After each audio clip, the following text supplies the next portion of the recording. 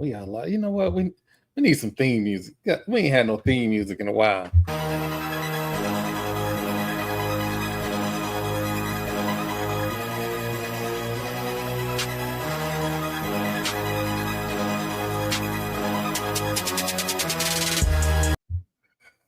Ladies and gentlemen, I want to thank you for coming to another edition of Gathering the Old Man podcast. Myself, TP, Marlo, Doc may be on the way here a little bit later. So I don't want to necessarily call this beef, but there was a Sports Illustrated article that came out, and it was talking about the young man from Howard. And this started conversation in the Twitter sphere about should he stay, should he go, you know, what all of that is entail. And for those who, I'm going to go ahead and get off of here because you can go ahead and read that on Sports Illustrated.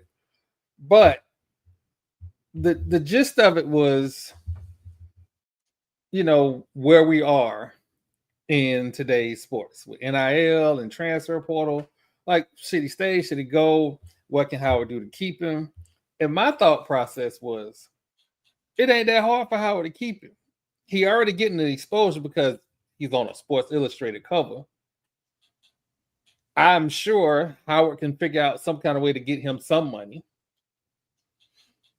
So I don't think it would be as hard as people want to make it for him to stay. But on the flip side, if he does leave, that's not an indictment on Howard, and it's not an indictment on him and his character, none of that. So let's eliminate all those discussions right off the bat. That's just egos. That's just our ego in a situation. We're gonna feel some type of way if he leaves. He didn't leave you for another chick. He left you for a different path. That's it. He didn't leave you behind, or I shouldn't even say leave. He went to a different path. It's not the same as him going from a Florida State to a Florida. That being said, friend of the show, and go ahead. If he left, where would he go? I mean, who knows? I'm sure there's some teams in the Northeast and maybe even in the Carolinas that, you know, want him on their team. But friend of the show and fellow content creator podcaster Malcolm Banks, listed a few teams today on his Twitter of where he can go. And because Malcolm is a good dude and he's from the Bay Area, I didn't tell him to go to hell. But when he put Duke up there, Syracuse, I'm not too much worried about. But when he put Duke up there, it touched something in my soul to make me want to say something. But I was like, you know what? I can turn my anger into a positive, and I can donate to Howard's NIL collective. That way, I've done my part to make sure he don't end up at Duke. And yes, this whole segment was about me being petty.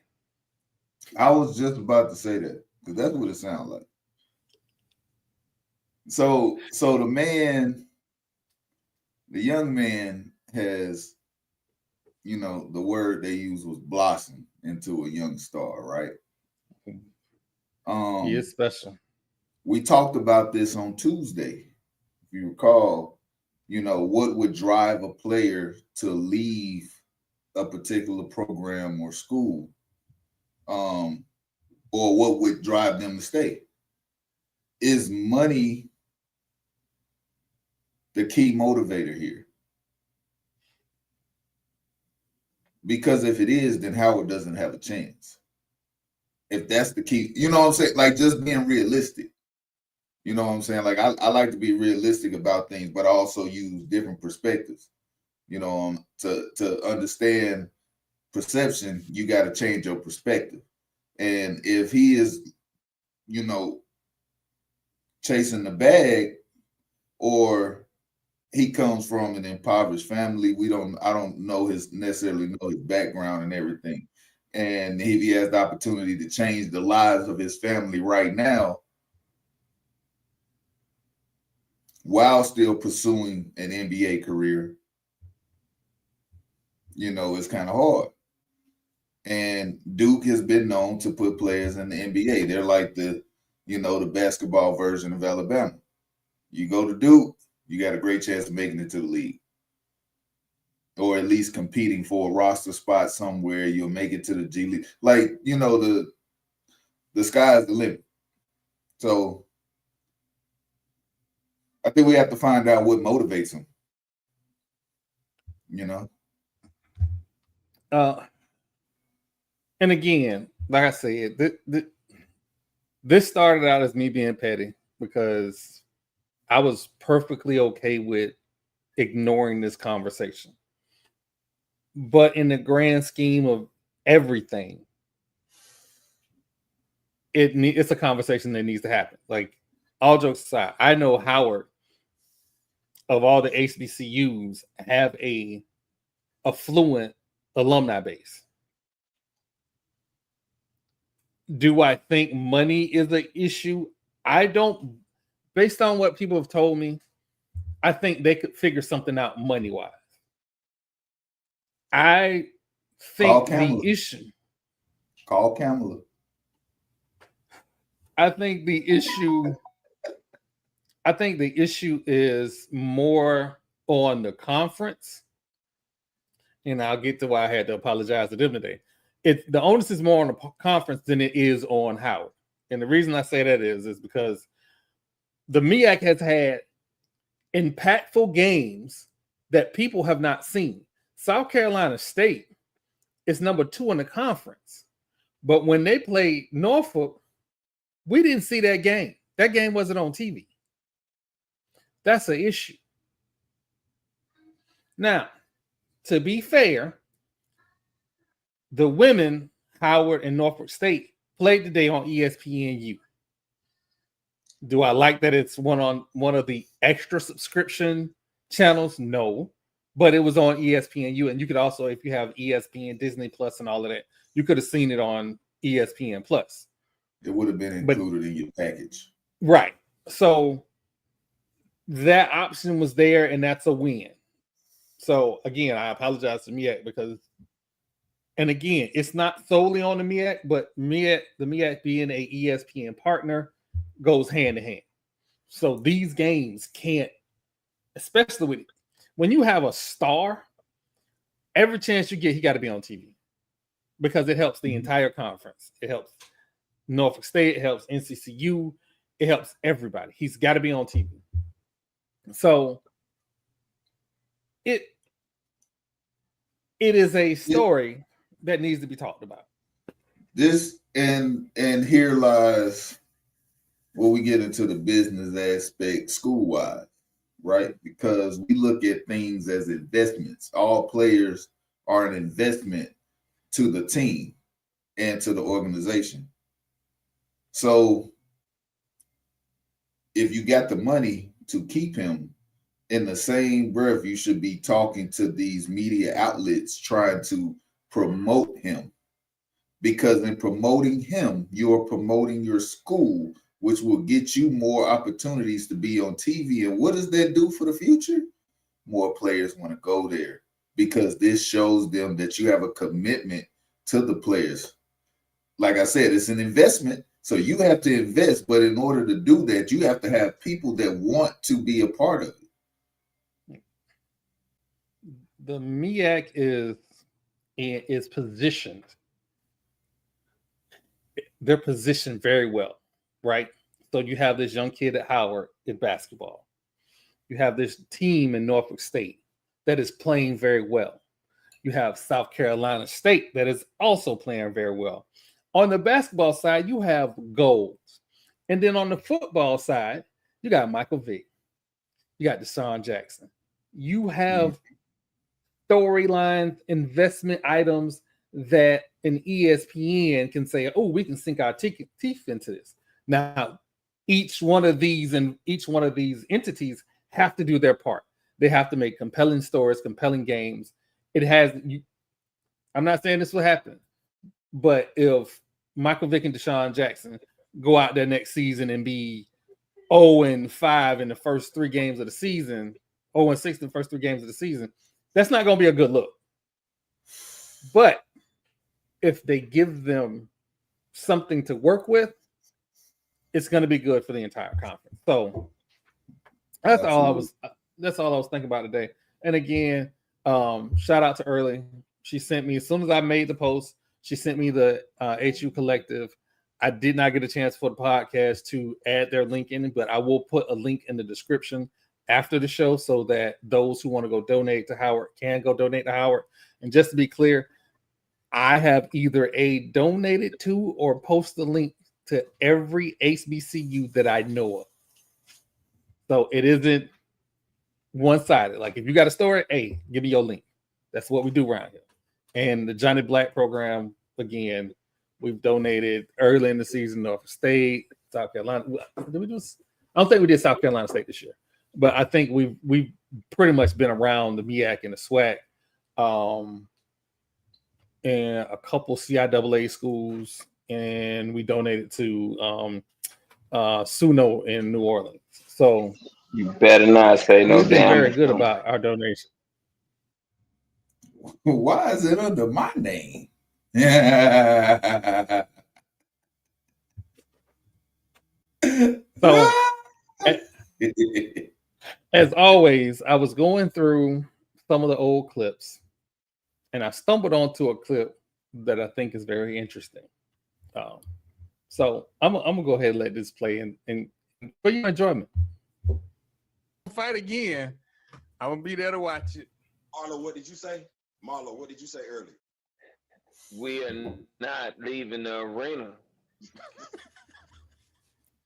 we in the concourse out there.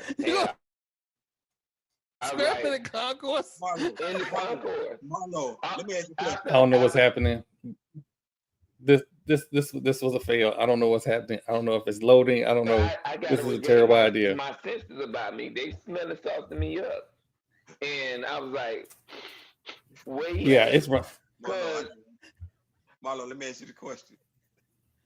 So after you come to, and say me, you and Troy, we rapping taste about it. You know, we be hours. We wake up Sunday morning. We go get some breakfast, some champagne, try and, forget the shit and everything. Yeah.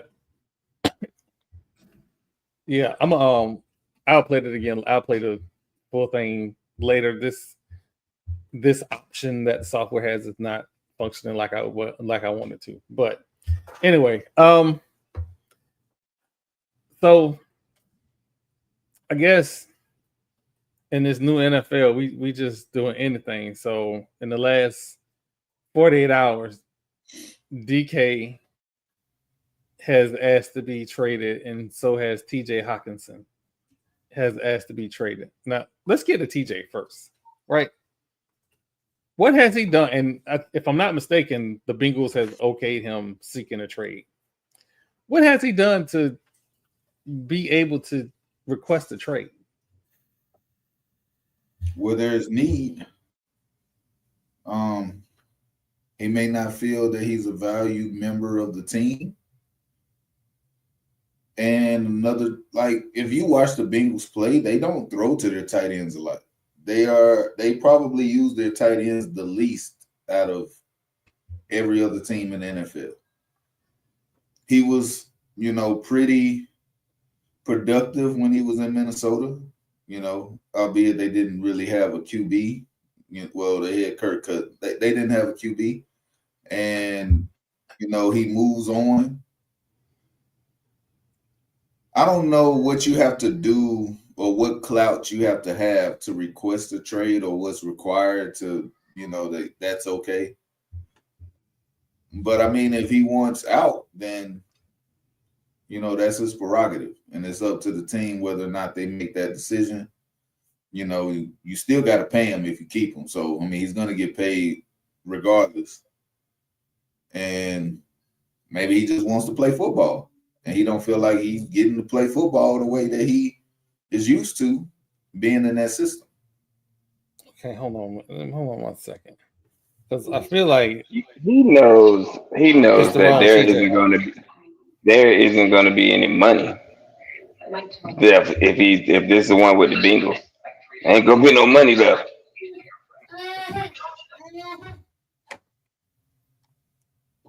I That just too. I don't. And again, I think I'm saying the wrong TJ. I said TJ Hawkinson. I believe I'm saying the wrong TJ. It's the TJ from the Cincinnati Bengals.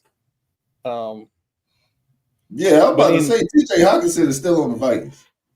Yeah, I'm sorry, Trey Hendrickson. Trey Hendrickson.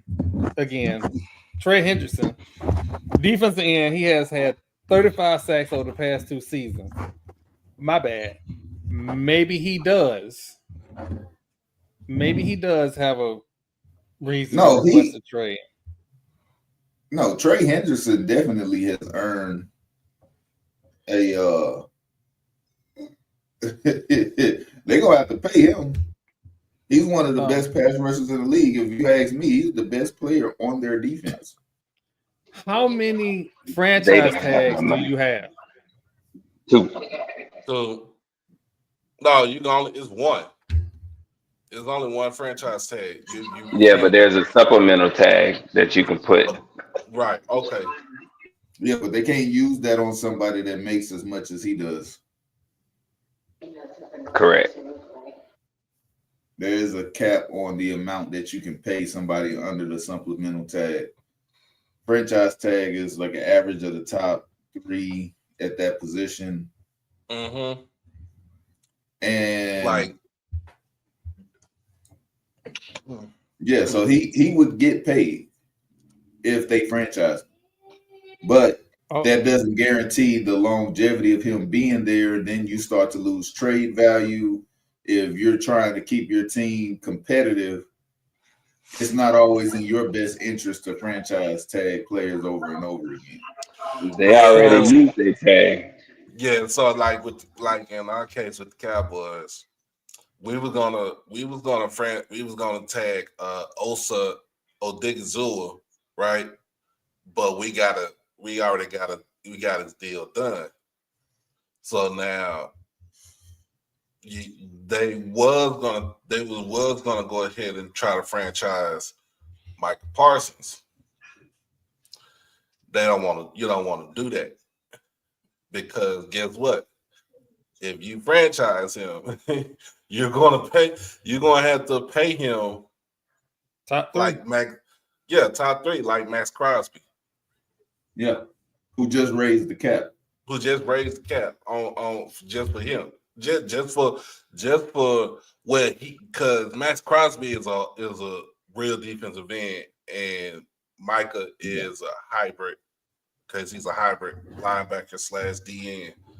So, can I be disrespectful? What about Trey Hendrickson? You think he's a true big hand on the ground DN?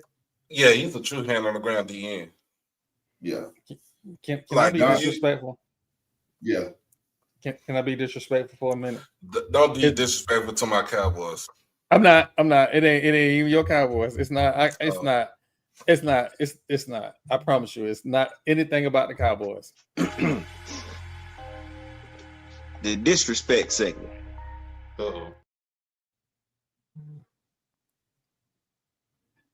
$106 million. We are paying one man to play defensive end. That does not affect winning.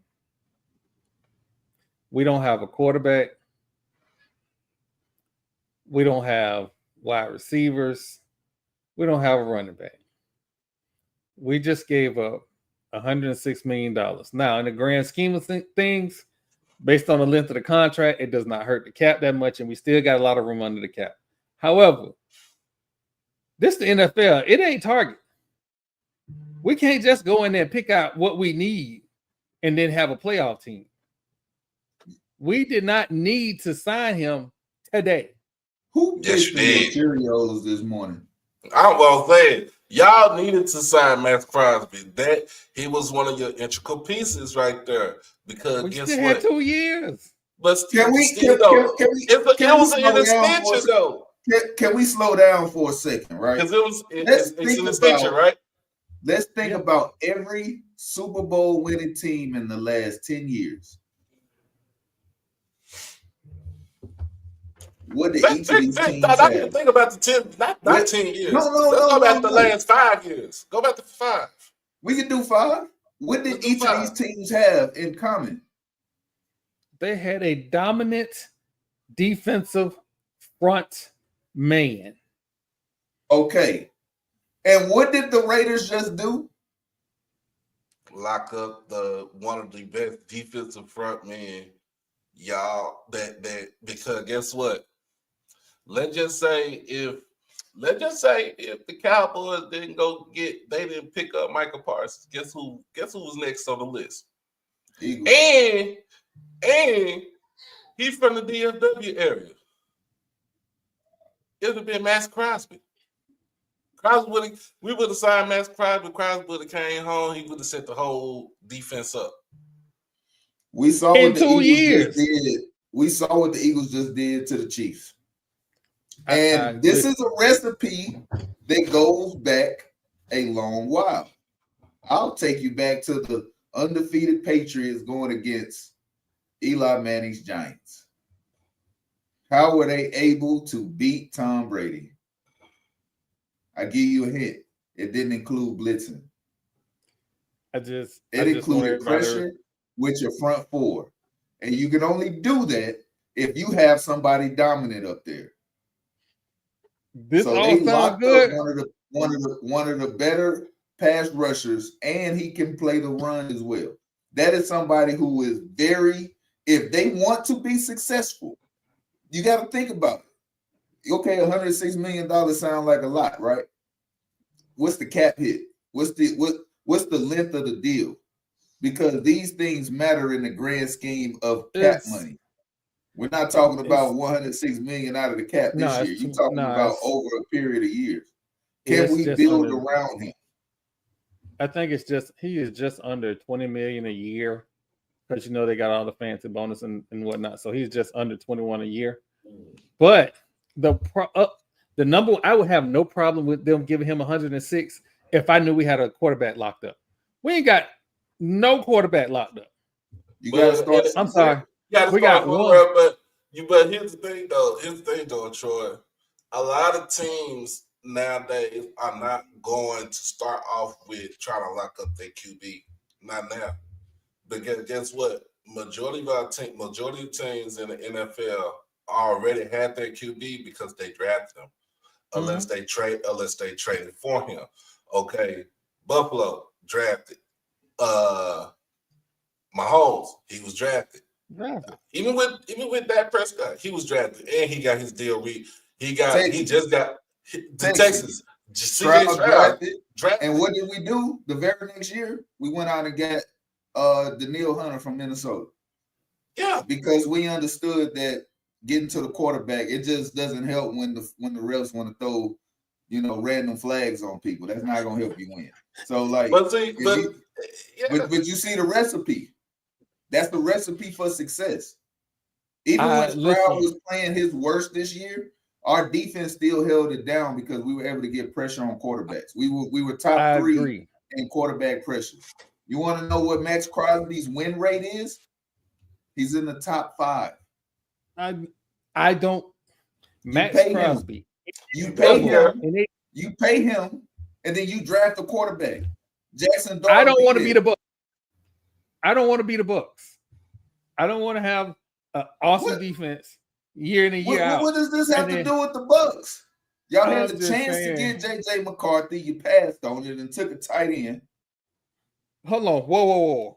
So when we talking about decisions, y'all had a chance to get a franchise quarterback last draft. That's when you should have everything. All of this thing that you have right now should have been should have been carried for last year because as good as Brock Bowers is, y'all needed a quarterback. And if you have the opportunity, it's not like y'all went out in free agency and got Max Crosby. No, you locked up one of your own for a long period of time. Now, if they're out shopping around looking for DNs when they should have been shopping for a quarterback, then I can understand where you be coming from. But y'all locked up somebody that y'all built and developed at home. That's where you do it. That's how you build a winning franchise. I agree, but I'm going to say this. We have been in this rebuild mode forever and a day because why? We keep picking bad coaches. You won't pick a quarterback either. Hey, because we picked the bad coach who did.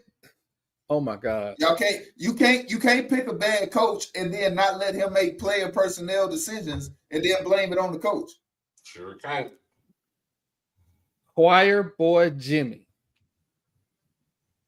Jimmy who? Garoppolo. Oh, Worst decision we ever made. I still remember that Monday Night Football game. Tay was wide open twice on the out route, and he couldn't get the ball there. He needs to start sleeping. Patriots fooled y'all. He needs to start sleeping with porn stars again, Anyway. Patriots had folks thinking Jimmy Garoppolo was the next coming, and the only reason he wasn't on the field because they had the greatest quarterback of all time. They did the same thing with the other quarterback. I forgot his name. We go back to the year that Tom Brady was hurt, and they still won 11 games. Had people thinking he was the talking about Matt Castle? Matt Castle.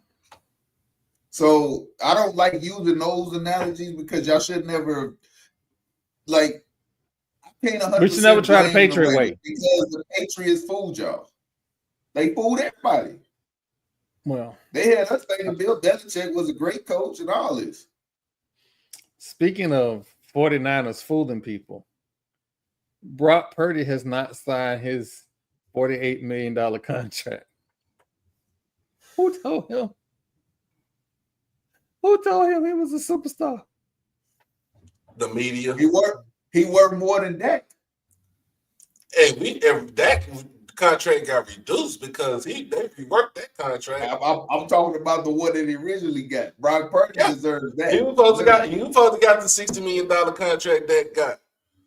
Dak was supposed to get probably like $58 million. But at the end of the day, guess what? They reworking the contract. Why? You add more money to your cap space. You know that way. Cause guess what? Who you gotta resign? Michael Parsons. What else you gotta go get? Gotta go get a right guard. What else you gotta go get? You gotta go get a running back. What else you gotta go get? It's all on the offensive side. We got to get a lot of pieces on the offensive side, but mainly we got to get a running back, and a right guard. I like Rico, but see, here's the thing: I like Rico. I like Rico too. It's just the fact that who else was behind him? Nobody. That's the thing. Yeah, so that falls on the scouting department because when you have a guy like Rico Dowdle who is explosive, who can catch out of the backfield, you got to have an ability to go out there and get a running back in the later rounds that's going to be productive. Now we're not just throwing picks out there and hoping that they land. No, you got to actually do your research and find somebody that fits your system. And coaches. They say they do that, but then when the season starts, we start looking like, yo, this guy don't really fit y'all. Like, what did you see? He don't fit the scheme. Yeah, and then if you go back and look at their tape, and then you know what this team is trying to do, and it doesn't make sense, that tells me that the real homework wasn't done. Right. Now, so like with us, right? Eberflus is our defensive coordinator, right? Mm-hmm. And I'm trying to figure out who was he before he became a head coach. We know he was not great as a head coach, but he's always been a good, decent defense DC. What team did he have as a DC when which when he was a DC. That's my whole question about that. Before he took that Chicago job. I was trying to figure that out. Oh, he from Kansas City. He went. I'm pretty sure he was a Kansas City. I'm pretty sure his lineage is Kansas City. He was the defensive coordinator for the Colts before he was the head coach. Oh, for the yeah. Ravens. Yeah. And before So that, he was the linebackers coach and passing with game the coordinator. he was the Cowboys. I mean, he was with the Cowboys before. He started his NFL coaching career as the linebackers coach for the Cleveland Browns in 2009. So Was that with your boy? He's had a lot of experience coaching defense, right? Time out. We're not gonna do that because if we give what's the name this smoke? What's Graham, the old coach? If we give him this smoke, we got to give this coach that same smoke because he was on that Talking about staff. Hugh Jackson. If we give Hugh Jackson that smoke, we got to give him the same smoke because he was on that staff. When he was with Cleveland, that was 2009, 2010.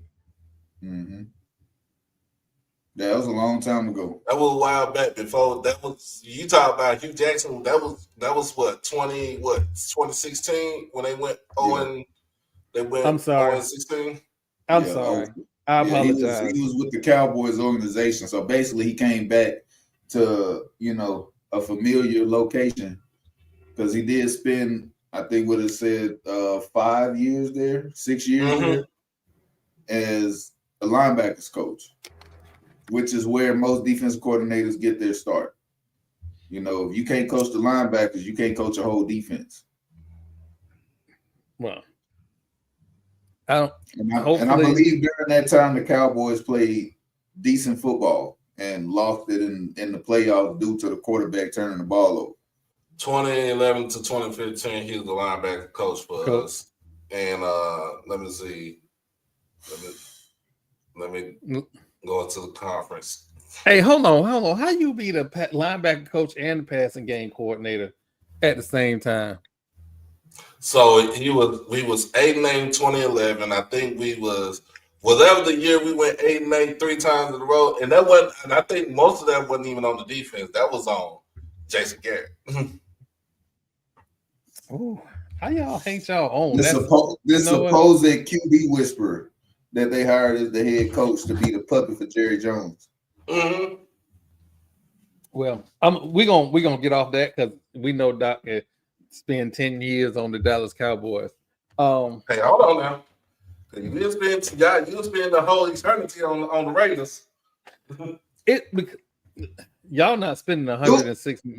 You know what? Raiders, do me a favor and please do not draft Matthew Golden. That's what's gonna happen too. Mark gonna be just like that. We got to get that speed on the outside. Got to get that speed. If they don't draft Gentry, I'm gonna be upset. Gentry won't be there. You ain't got to. Why? You ain't got to pee on my parade. Because that means we'll be forced to take a quarterback. Jackson Dart is your guy. I like Jackson. I'm liking Jackson more and more. If y'all want to win, look, the last 3 years, I have not been wrong. I like Jackson. Since I've been on the podcast, leading up to the draft and going into the season, I have not been wrong about any quarterback. I like Jackson. I'm not going to sit here in front like I don't like Jackson. Jackson Dart is the best quarterback in this draft. He will be better than Cam, and he will be better than Shador. Cam has little hands. Oh, who are we talking about? We talking about the QBs? Yeah, Cam Ward got little hands. But Cam Ward got little. They don't care. I understand, but people keep telling me little hands. Cautious draft position. Cautious draft position. But if Raiders want to win, they better take Jackson Dart. We gonna definitely That find is out. the guy. So I gotta ask the question because, like I said, Darius Slay put it out there, and I don't know if it's sour grapes going out the door, but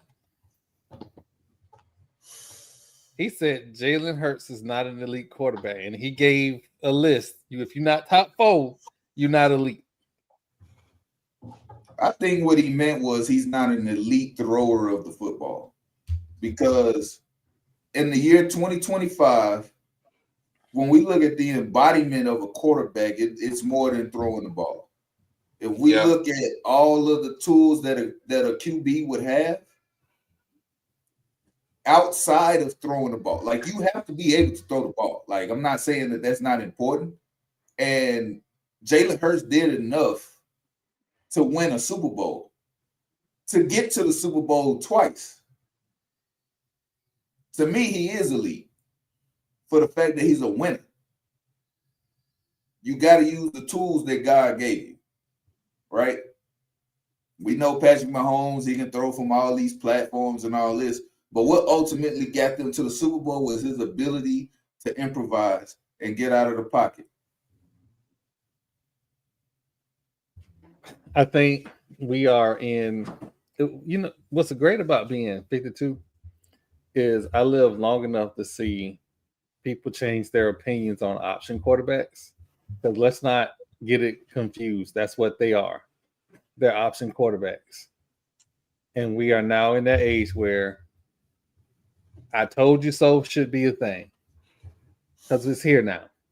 The quarterbacks you didn't want 20 years ago, you won't now. Mm-hmm. So we definitely here. Michael Vick would have been thriving in today's NFL. Oh my God. Michael Vick would have threw for 1,000,000 yards and ran for another 1,000,000. Michael Vick would have obliterated Randall Cunningham's and Steve Young's rushing. He already did that. He did that already. He did that. But now we're seeing teams actually build offenses to fit the quarterback. Go back and look at the Falcons. They didn't really build that offense to, use all of Michael Vick's talents. He had to escape and do that on his own. That was Chris Chandler's offense. That's what that was. That was Chris Chandler's offense. That's all it was. Yeah. Are you talking about the Falcons? Yeah. Who was the offensive coordinator at the time? Oh man, I don't remember who the offensive coordinator was, but the head coach was Shanahan. Yep. For you talking about which Falcons team we talking about? 02, 03, I think 04. the first one. Hold on. Oh, Dan Reeves was the head coach. You're right. It was Dan Reeves. That's Dan Reeves' offense because they was still running that zone, that zone blocking system that they ran in Denver. Yeah, and it worked really well for Warwick Dunn. But Dan Reeves was a running back. As a matter of fact, he was a fullback in the NFL. Was a fullback, and they switched over to running back. Yep, he was a fullback for Dallas, wasn't he? He was a running back for Dallas. In Green Bay. So he already didn't really know how to use a quarterback. He's gonna run his own read or his stretch runs, zone blocking scheme, and we're gonna play action and get the ball down the field off of that. That was their philosophy. That's what got them to the Super Bowl, but they had to play a real team against Denver, and it didn't work. And they had already ran Jamal Anderson into the ground. Mm-hmm. You gave that man 425 carries that year. You thought he had something left in the tank come Super Bowl? Nope. Maybe should have danced a little less. I don't know. But, looking at today's NFL, like we said, the embodiment of what it takes to be a quarterback is more than just throwing the ball. I get it. Joe Burrow has a cannon. He's accurate. He can do all those things. They didn't make the playoffs this year. They had a chance to make the playoffs though. Should I start with the Joe Burrow slander? Because this ain't slander. First of all, this ain't slander. What I'm I'm coming with saying, the slander. I'm coming with the slander. I mean, there's no need for slander. He led the NFL in touchdowns. He led the league in yards. He did all these things throwing the ball. He showed us that he was probably the best at throwing the football this year. He showed us that. But what it didn't translate was into wins, because your quarterback has to be able to do more than that. That's what I'm saying. Because Josh Allen can run. He can run. He can break tackles. He can do these extra things. Lamar Jackson can run. He can do these extra things.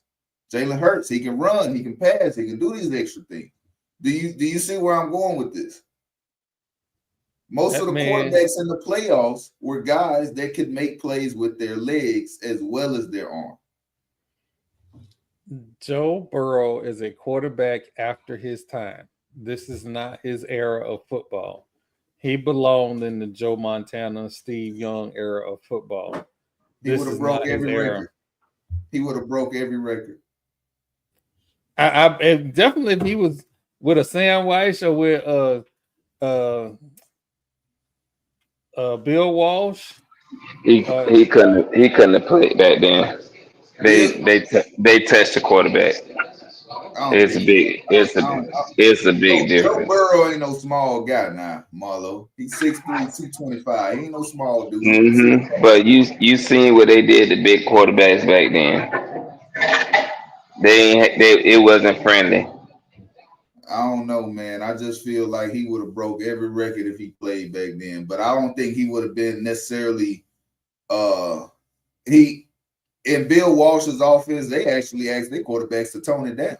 They held Joe Montana back, honestly. If we really being honest about it.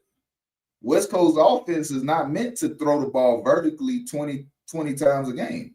West Coast offense was basically an extension of the running game.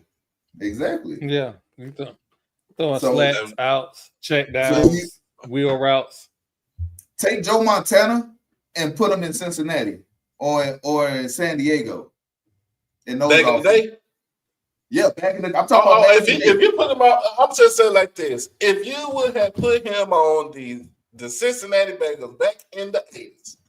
The one that went to the Super Bowl, went to the Super Bowl. Boomer Esias's Bengals. Put him on that. He wins the Super Bowl. He wins the Super Bowl. Back when Dan House was setting standards. Because they had a running game. They had a running game. You put him in the Eric Coryell offense. Oh, he would easily. Look. Put him in that run and shoot that Warren Moon ran. He would have 10 million yards. He would easily. And you put him with, you bring him over there and just add Jerry Rice to it. And a Roger Craig. Just to that offense. Now we cheat. So you saying you cheat? Yeah, you cheat now with Roger Craig in the backfield? That sounds like a Madden team. Roger Craig would have had 1,500 yards coming out of the backfield, running, and then another 1,200 yards receiving, and then Jerry Rice. Jerry Rice probably had about 2,000 yards just from catching a damn ball. Y'all was in disbelief when Roger Craig ran for 1,000 and caught for 1,000. You put him in a run and shoot. In the run and shoot. Oh my God. Oh my God. You put Joe Montana in a run and shoot offense. You put him in the Atlanta run and shoot offense. Take Chris Chandler, Billy Joe Tolliver, take all them other Bobby Hebert, you know what I'm saying? Take them QBs out and you put Joe Montana in that run and shoot offense right there. With a Roger Craig, and then you put him with a Jerry Rice. Andre Rison is going to go one-on-one with somebody DB, and he's going to cook him. Terrence Mathis is like they didn't even call it the slot. It was the inside receiver right there. He will destroy a linebacker because he had the speed. And we already know Jerry Rice is pretty much. They're going to try to double team and triple team, and guess what? He's still going to catch the ball. You can't catch him in the open field. You can't catch him in the open field. You know who? Hold hold on. I'm about to TP. give you a dilemma. But hold on. Let's stop. I'm gonna be honest with you. I hated the 49ers. I hated the 49ers back, because it's you call it a natural rivalry with the Cowboys and stuff like that. You know what I'm saying? Who ran the 80s, who ran the 90s, right? Let's stop. Y'all need to stop people need to stop disrespecting right after Roger Craig. They need to stop disrespecting Ricky Waters, what he did with the damn 49ers team. I like Ricky Waters. No, I'm just saying there's a lot of people that don't give that man his credit. His career just wasn't long enough. But he still got over 10,000 yards rushing. I just want to It's put this just- out there. He had But a what I'm saying fullback is, from Florida State. But what I'm saying is, this is what I'm saying though, TP.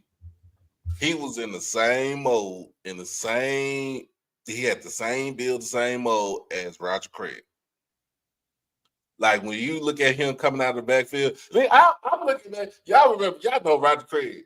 Roger Craig is That's how he patterned this game, though. He told everybody. Them damn knees is high stepping, right? Kicking the knees, they knee you in your chin. If you down low enough, you try to tackle him. Ricky Waters is the same way. But I think Ricky was a better running back. Ricky was faster and he had more shift. Yeah. Remember, Roger Craig was a fullback at Nebraska. Yeah, because he forget that came out of the triple option offense. I don't think it's fair to just call him a fullback because of the way that offense was modeled. Oh no, they called it an I back. Yeah, it wasn't called a fullback. It was an I back. It's not the same as like the fullbacks they use for like the Navy and Army offense. No, we talk about you talk about like what position Lauren Phillips ran, Amon Green, Thunder Collins. Because they wasn't always just 2 yards behind the quarterback. They would bag up. It was still a triple option, but they wouldn't necessarily always be in the 3-point stands. And if they did, it was kind of like a tell that it was going to be a short yardage play. Mm-hmm. And that was something that they had to develop throughout the years. But he wasn't a true fullback because fullbacks blocked back then. He wasn't doing a lot of this lead blocking where you bring a running back behind him and now it's a dive play. It was a lot of misdirection. We're going to give it to you and let you hit. We might pull a guard, let you get in there on a trap type play, that type of situation. But he was a great athlete and he could do it all. Catch, run, block. He was great in pass protection on third downs. He was somebody that could be on the field the whole game. And again, like that Lou Holtz offense at Notre Dame was a similar situation because Ricky Waters at Notre Dame. And he came in, he was in the same, he was right there with Jerome Bettis. Jerome Bettis. Yeah, hold on. No, Jerome Bettis was a freshman. Jerome Bettis was after Ricky Waters. Yeah. He was coming in after Tim Brown. Brown. We talking about it was him. It was him and Rocket. Yeah, Rocket Ishmael. And they didn't care who was the quarterback was. It would be remiss of me not to mention that Tony Rice won Notre Dame a national championship. And they gave that man no type of respect. Sounds like the University of Florida, don't it? But I'm gonna move on. Hey, you giving them boot skins some grace? Chris Lee. When he left, he was the best quarterback in the SEC when he left. Nothing. Yeah, but he was playing for Florida. They put hands and feet on Ohio State, which is why I still will never respect Ohio State because of that game. But we're gonna take a quick. What? I think that was I think that was when the Big Ten changed. Look, you know what I'm saying? I love the history of the sport, and I've been watching for a long time. Mm-hmm. And before Troy Smith got his ass whooped by them Gators, the Big Ten was soft. Outside of like Wisconsin, who was known for running the ball. Wait a minute. Let's not talk about him getting whooped by the Florida Gators. Remember, he got whooped early in the season by the damn Texas Longhorns. That's Big 12 football back then, though. We talk about. But still, I'm talking about Big 10. Look. This is specifically for the Big 10. We saw a shift after that year to more dominance inside the trenches because they saw if we get to that big stage, we can't look like that. As a unit, the Big Ten looked bad. Mm-hmm. Ohio State made them look so bad they changed their whole recruiting scheme. They had to, but we're gonna take a big break, quick little break. You know, we'll do this one. We'll do this one. As this was unfolding onto the internet, because I thought this was some kind of hoax. As it was unfolding, it turned out to be real. A gentleman, we're gonna call him Matt, responded to a Steve Smith post of him golfing by saying, "Does your wife and kids know you're sleeping with my wife?" He then proceeds to post screenshots of text messages between him and who we assume is his wife. These text messages are quite graphic and quite embarrassing if you are said spouse. Because again, in the era of Twitter, there is no shame. Some key issues that Marlo might want to discuss is the quote. I'll get it. You was so deep, you moved my IUD. That sounds about right. So obviously, she's used to dealing with a short knocker, and he was not. he didn't have the proper equipment. First of all, this is my whole problem with the whole thing. Why, as a man,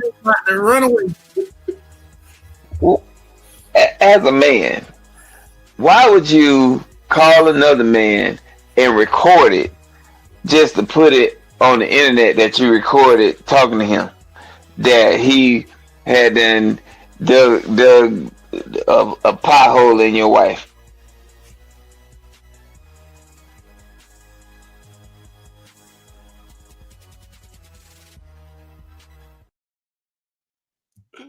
He done dug out a pothole in his damn Marlo. That was the clean. That was the clean one. The tic tac down the hallway. You know. My bad.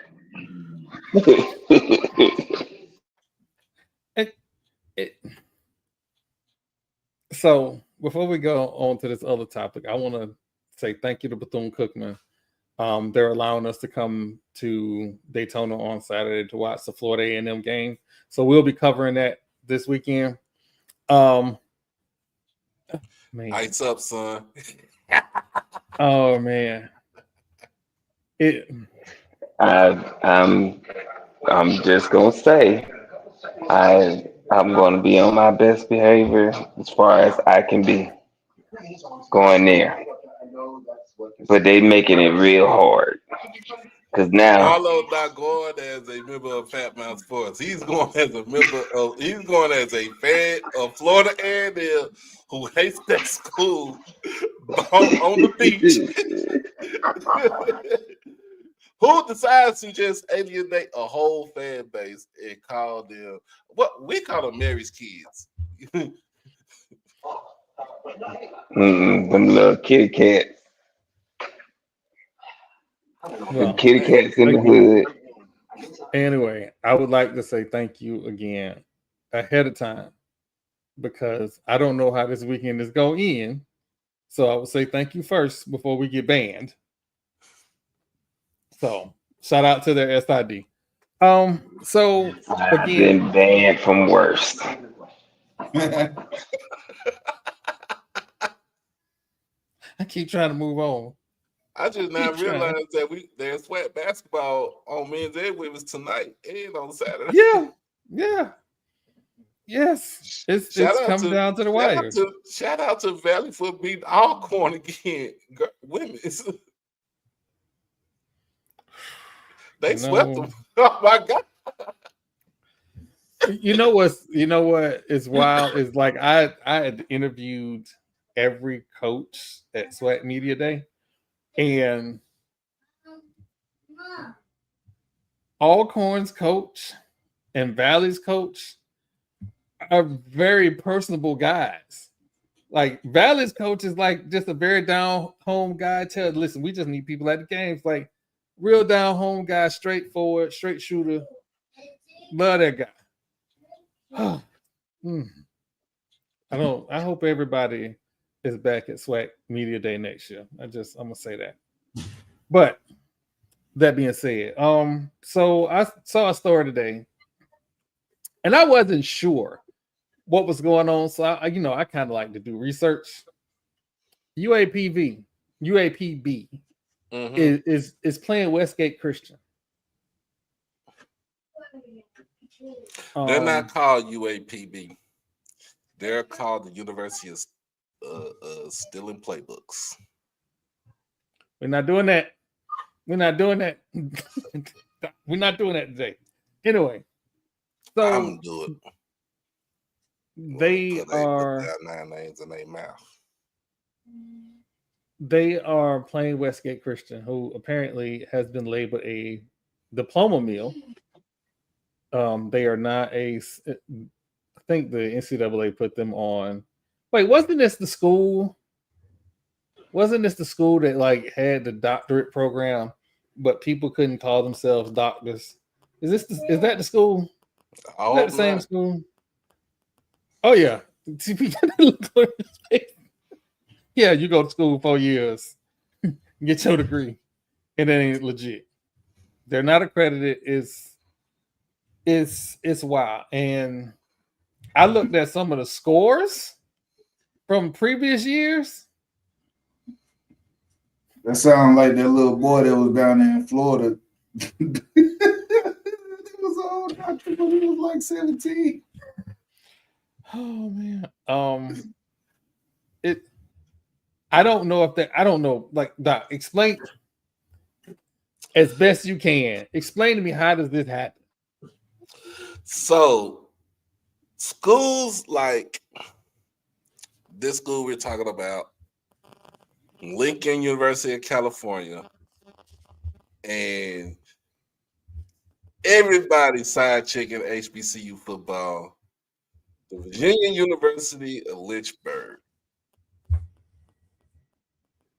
They're like, so basically they're not recognized by NCAA or NAIA or those organizations right there. And it's a non-countable game. So basically, you're just paying them for fun. You're paying them to come to your spot to play them, so you can beat the shit out of them and send them on back, battered and bruised. But they got a little payday in their pocket. You're paying for them to come down there, but you're also paying for them. You're paying for just for the football team. They ain't got no cheerleaders, no band, or nothing like that. They're gonna house them for like one day, whoop their ass on a Saturday, and send them on back their merry way that same night. And basically, with this Westgate Christian team, they're pretty much playing them for homecoming. Because that's what to me, that's what it looks like. It looks like it's their homecoming game.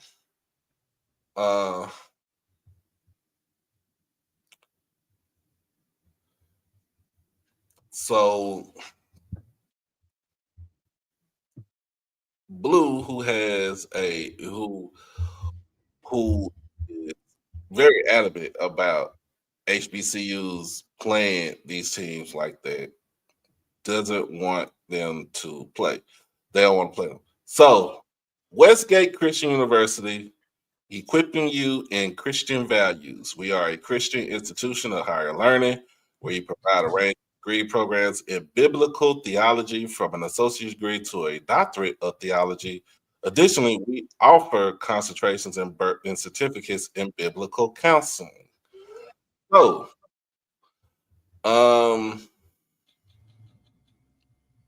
athletics. I'm clicking on that athletics thing. This is the WCU Ravens football tryouts.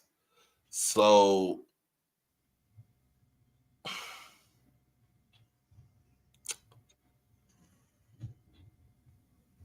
this,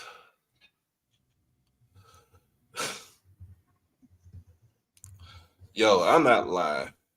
Take your time, Reverend. Take your time, Reverend. I'm looking at their website.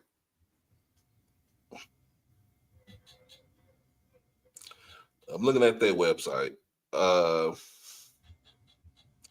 TP, you're not gonna believe this. They straight out of Houston.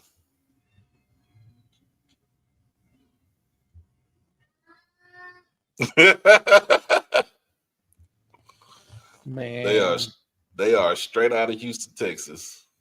Is that a good thing? It ain't a great thing either. So they are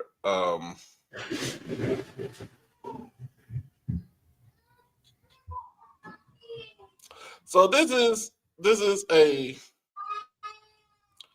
is like a Bible church school type thing right here. Like almost a seminary type thing. I guess they're starting up a football program because they're having tryouts, right? And basically they got a QR code where you can register. In fact, they have football tryouts this week on Saturday. Ain't that's the 8th, right? No, the 8th is, yeah, that's the 8th, right? On Saturday. So they give you your height and weight, 40-yard dash, your 4-2-5 shoulder run, position specific drills, one-on-one drills, non-contact, O-line versus D-line, running back, tight end, QB versus linebacker, DB, defensive specialist, long snap, kick, punt, and workout. So,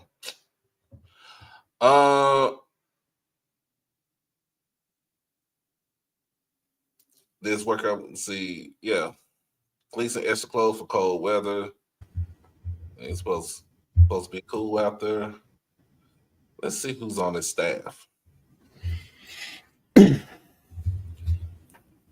You giving them a whole bunch of credit. You giving them a whole bunch of credit. I ain't giving them a whole bunch of credit. Ed Ramirez is the head football coach. Has over 30 years of coaching and teaching experience. That's it. Like, we don't know where he coached at or what school he went to. James Moore, offensive coordinator, QB coach. I ain't got a photo up here. Josh Moore, defensive line coach, defensive coordinator. Fred Bowden, DB's assistant string coach. They ain't got a picture right there. Chase Washington, running backs coach. They ain't got no picture right there. Yeah, so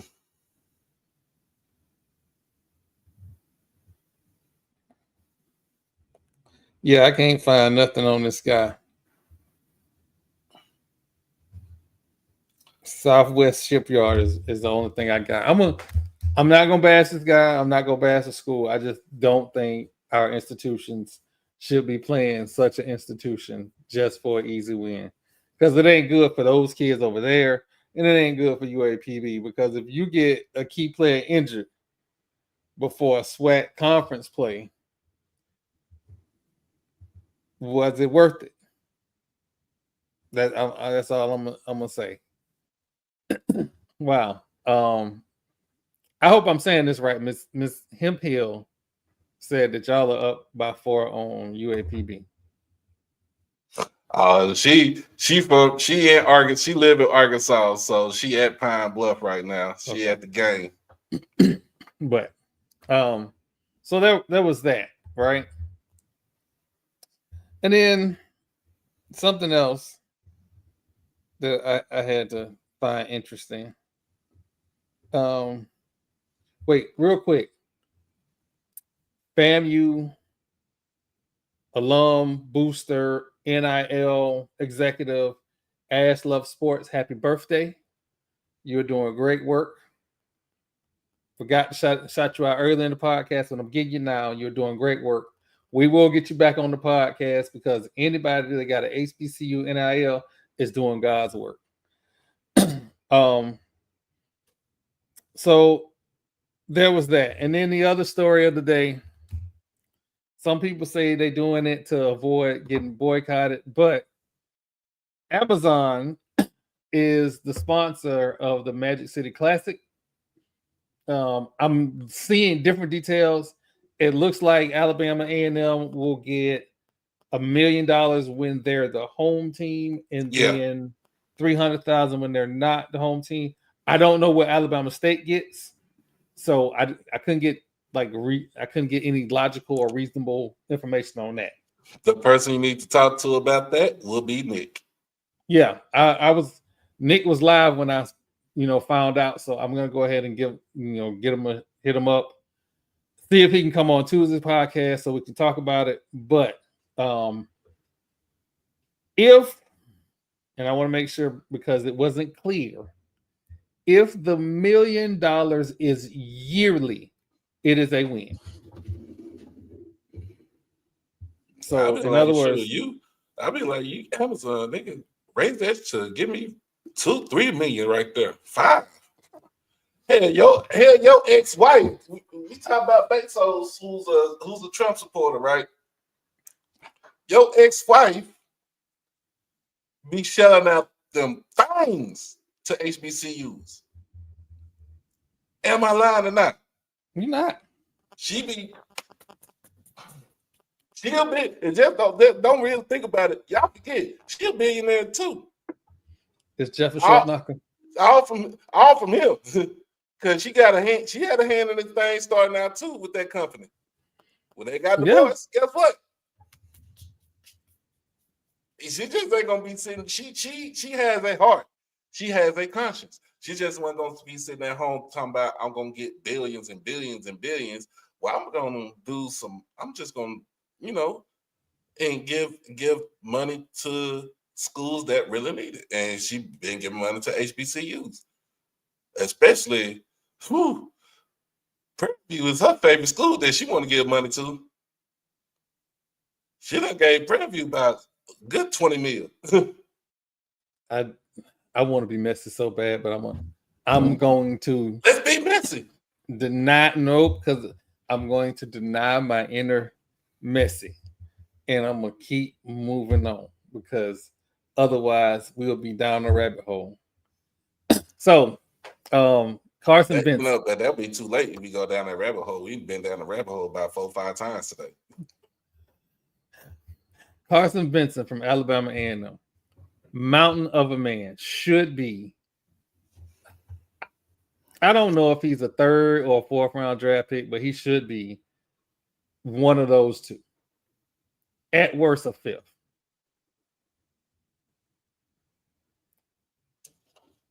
He got the measurables. He got the tape. He got the postseason All-Star Bowls. Like, what are we talking about? Because he didn't transfer up. That's a red flag. I tell you what.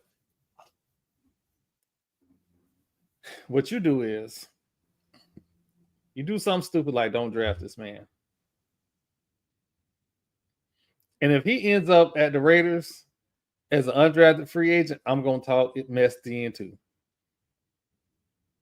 All 32 teams, if you pass up on this dude, you deserve everything. Everything you get.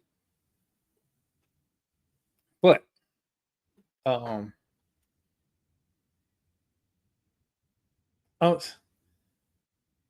trying to think. Don't UAPB got that kid that was scoring 31 points a game for like the first 3 games of the year?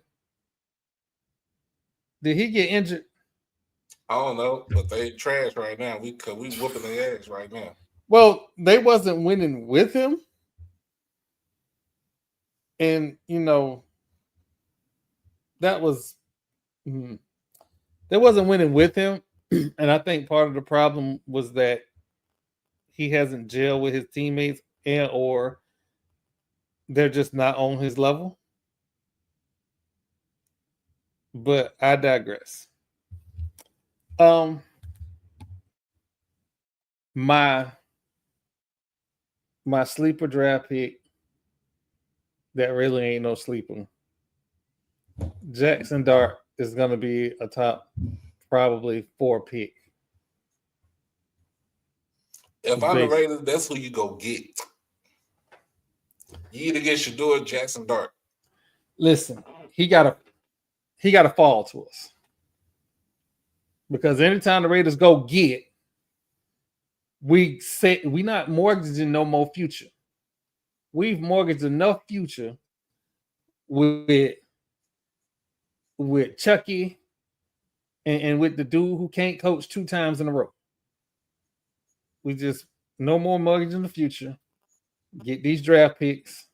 Let's set ourselves up for the next 10 years to win. Clearly, the Chiefs are on a decline, and we need to strike while the iron is hot. You think the Chiefs on the decline? Right now, they ain't got no offensive line. And if we get one more defensive lineman, and for the love of God, if you don't do nothing else with that second round draft pick, get a linebacker from the SEC. For the love of God. I am sick and tired of watching teams just run down the field. We can't pass rush because we can't stop nobody from running the football. And I got to tell the truth about El Diablo. He need to be playing safety. He don't need to be playing linebacker. He ain't got enough bricks in his pocket. He looked like one of them Buccaneer linebackers. Dang, Marlo, that's a shot to your team. You gonna keep the Buccaneers out your mouth. You have Hall of Famers, sir. But that's what need to happen. That's for my Raiders. Now, I don't know how TP feel about his Texans, but I feel like his Texans need another wide receiver. Well, maybe get DK. Crazy. Maybe get DK. We get DK, we go into the Super Bowl and we're gonna win. Well, the Jaguars traded Christian Kirk to y'all, so I thought they was gonna release him. I don't care. Jaguars, I still want DK. We didn't know that DK was an option when we made the trade.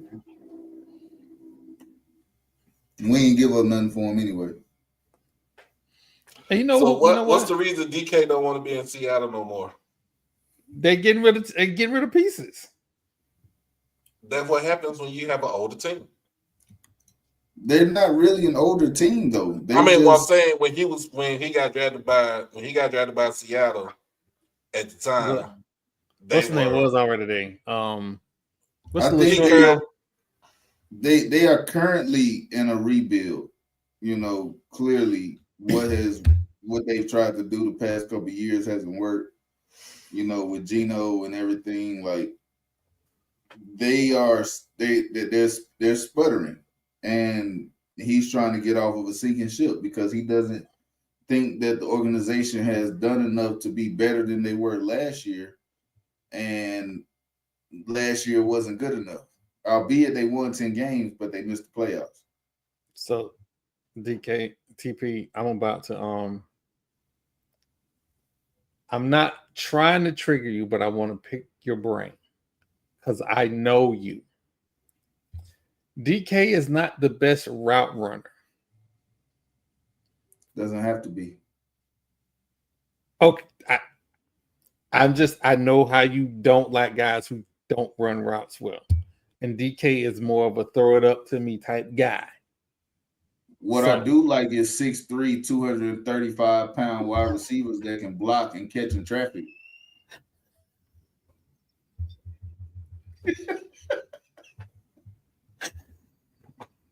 I'm just because I've seen you crash out. Now, what about so here's the thing about being a good route runner, right? Not all receivers that are able to get open actually run good routes.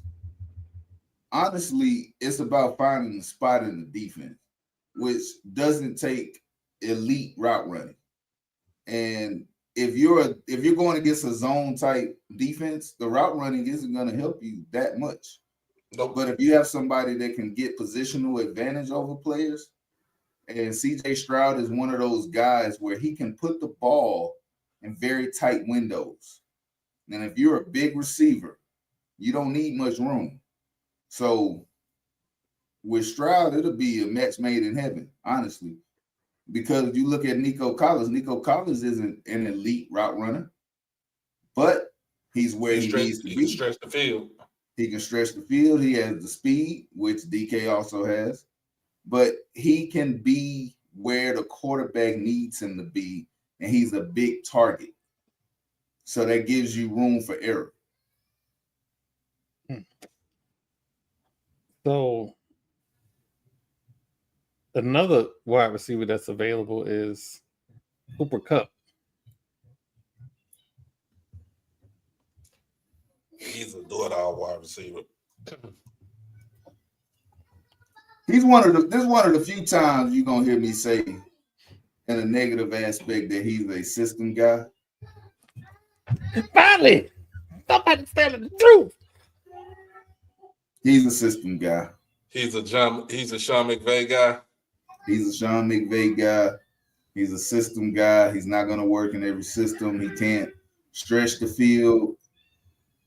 He has very good route running, great hands, but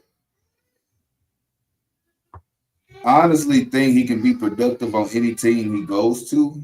It's just the fact that he's not going to be triple crown type production anywhere else he goes. He won't ever do that again. You know how long that was the Cooper year. It was a great year. Not gonna take nothing away from the man. He had an outstanding season. He cooked everybody they put in front of him. The Buccaneers were foolishly enough left nobody over top and let him kick them right out of the playoffs. You know, but that's some years ago. You know, fast forward to now, the triple crown will never happen again. I feel vindicated. The boys are spiting. Yeah, they throwing hands. I hear, crying. This is real life, people. We do real life on this show. But no, train the child in the way you want them to go, and they should never depart from it. You better teach your kids to be kind, because I teach mine to swim. I keep telling you that. Hey, I'm waiting for the 3-year-old to get him a win. They scrapping. They scrapping. That's mine. All you got here is spot. I think the fight was over a banana. I can't be. I'm not 100% sure. I'm gonna do more research when the podcast is over, and then I'll find out who won as well. But no, I for a very long time I had been screaming from the mountaintops that Cooper Cup was not the wide receiver everybody was purporting him to be. There were more talented wide receivers, but the system made him that much more. So that's why now that we are here at this point and the Rams are like, you can go wherever you want to, pretty much validated what I had been saying for a very long time. Also, Puka Nakua, hope I'm saying his name right, is the Puka. same guy. Yeah, Puka is the same guy. A little bit bigger, a little bit more physical, but basically the same guy. He's a Cooper Cup. He's a Cooper Cup clone. Puka actually catches a lot more passes in traffic.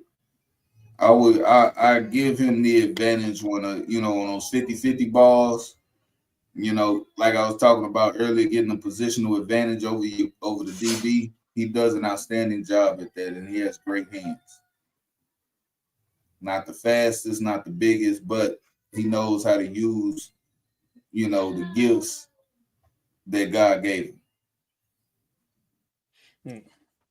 But Matthew Stafford is washed. That was done. We So saw that's it. the reason why he ain't going nowhere.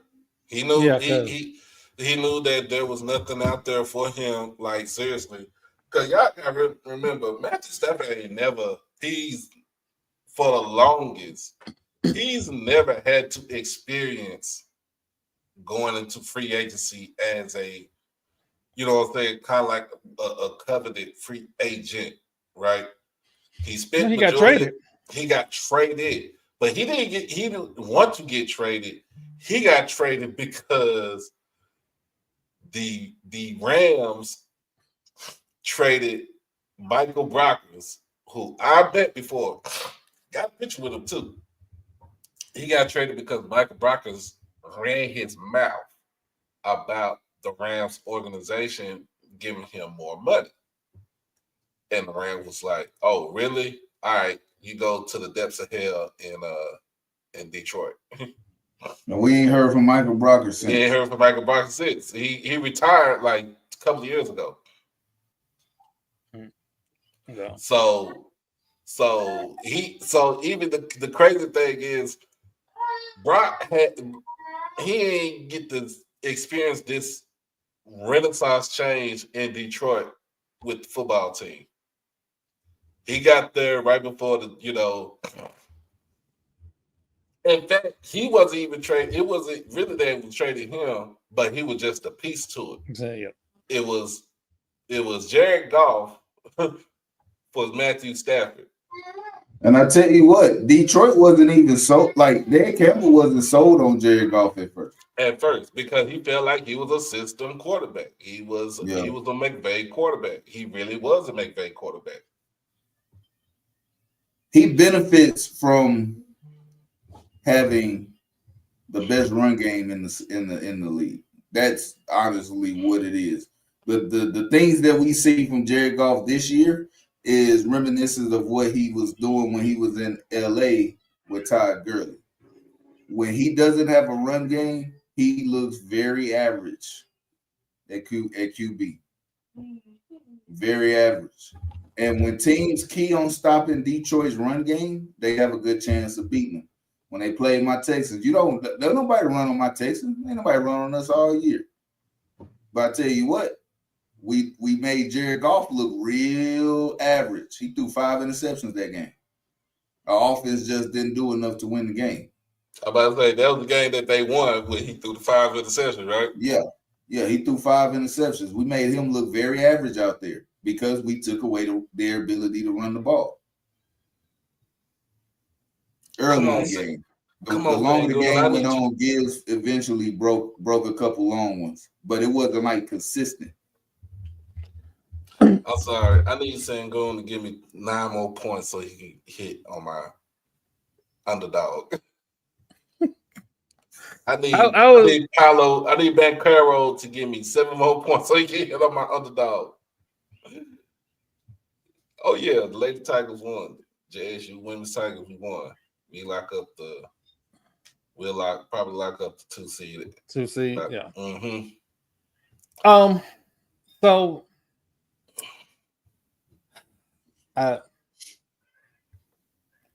So we made a lot of noise and hoopla about Michael Vick going to Norfolk State. And apparently there are concerns that he is not wearing Norfolk State gear when he's out and about. Apparently there are rumors that he has, and this is from what I'm hearing, he has been on several outlets not wearing green and gold or not wearing branded Norfolk State gear. If Norfolk State is a stopgap or a stop along the way, whatever the next stop is, isn't that a red flag? Because I'm sorry, Cozy isn't just James Cozy III. He's James Cozy, head coach of Florida A&M. Mike Norvell isn't just Mike Old Cornrows Norvell. He's Mike Old Cornrows Norvell, head coach of Florida State, that Troy is trying to like. That's who he is. It's not just,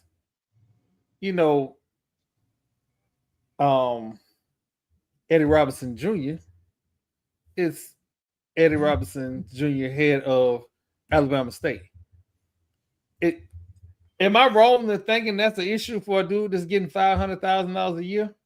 And I don't know him the pocket watch, but I think branding the university has got to be part of that deal, right? It depends because, I remember when Deion was the head coach of Jackson State.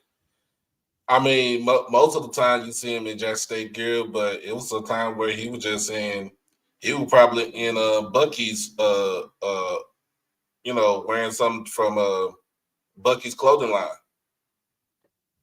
which basically is all about him. But you get what I'm saying, though. What we don't want, and it's no disrespect to Prime, what we don't want is to build up a coach and then there is the fallout. I'm going to say it that way. I want him to be good for Norfolk State. And it just could be something as simple as, man, I got gear coming in. It just ain't ready yet. It could be as simple as that. Because remember, he got hired on a whirlwind. It was a rumor on Monday, and on Wednesday he was hired. So it may be one of those deals. I will say, though, Deshaun Jackson put together an Easter outfit and been wearing nothing but them colors ever since. So now I just need him to finish out his staff so we can kind of look and start doing some guesstimates of what they're going to look like. Because in my perfect world, they would be third in the MEAC next year. In a perfect world. And it would have to be a very, very perfect world. Because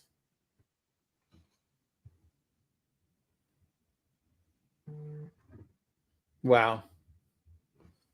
I don't know if y'all see the comments. But I don't. She is having a ball at the game right now. That's what you want fans to do. Go to the opposing teams. If you're not media, you go to the opposing team's gym and you have a ball.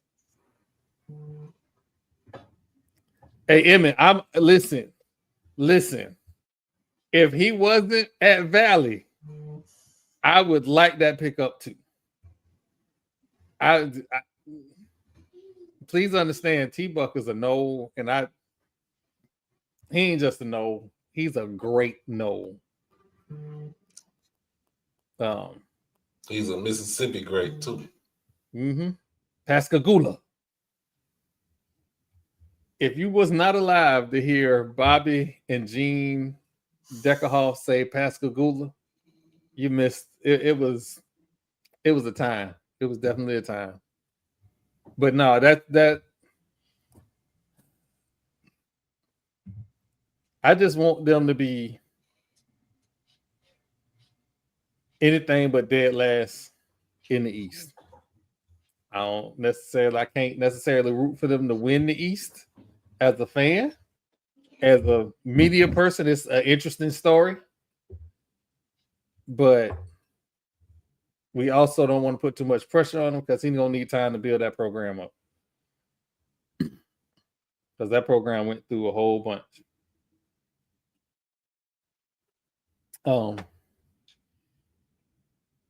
But since we in football mode,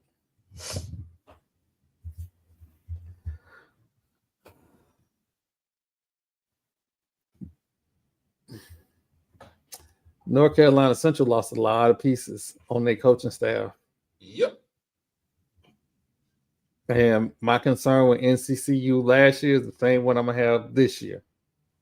They quarterback. And I was told not to worry about their quarterback.